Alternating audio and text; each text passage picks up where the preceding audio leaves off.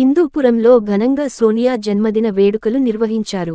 Congress party అధినేత్రి శ్రీమతి సోనియాగాంధీ జన్మదినం సందర్భంగా అంధ విద్యార్థులకు పండ్లు పంపిణీ చేశారు.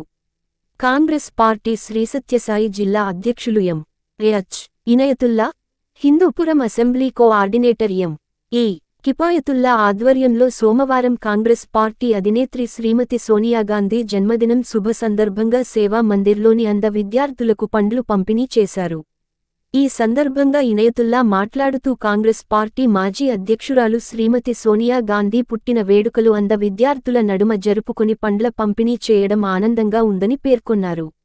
విద్యార్థులు వికలాంగత్వం ఉందని మదన పడకుండా ఏకాగ్రతతో చదివి ఉన్నత పౌరులుగా ఎదగాలని ఆకాంక్షించారు. ఈ కార్యక్రమంలో కాంగ్రెస్ పార్టీ హిందూపురం అసెంబ్లీ నియోజకవర్గం కోఆర్డినేటర్ కిఫాయతుల్లా, ప్రిన్సిపాల్ రాజేశ్వరి, పాఠశాల ఉపాధ్యాయులు, విద్యార్థులు తదితరులు పాల్గొన్నారు. నెహ్రూ గాంధీ నుంచి మొదలైంది మన ఇండియా రాజకీయం. ఆతాని గీతా వరకు మన ఇండియాని పరిపాలన చేసుకుని వస్తామనేది ఏకైక పార్టీ ఉంటే కాంగ్రెస్ పార్టీ. ఆ పార్టీలో నేను కూడా ఉన్నాను, నేను కూడా కుటుంబ సభ్యులనే. అయినా మీరందరికీ ఒకటే చెప్తున్నాను, ఆయన కోసం మీరు ప్రార్థన చేయాలి. చేస్తారమ్మా? ఓకే, నమస్తే.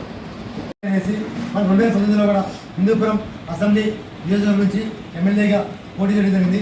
అలాగే 2024లో కూడా Indian national Congress INC party తరఫున మరలా ఇంకొక మారు ఎమ్మెల్యేగా పోటీ చేయడం జరిగింది. కానీ మన స్టేట్లో ఉన్న పరిస్థితుల వల్ల కాంగ్రెస్కి సరైన ఆదరణ గుర్తింపు లేకపోవడం కారణం వల్ల సార్ ఎమ్మెల్యేగా కాలిపోయారు. ఎందుకంటే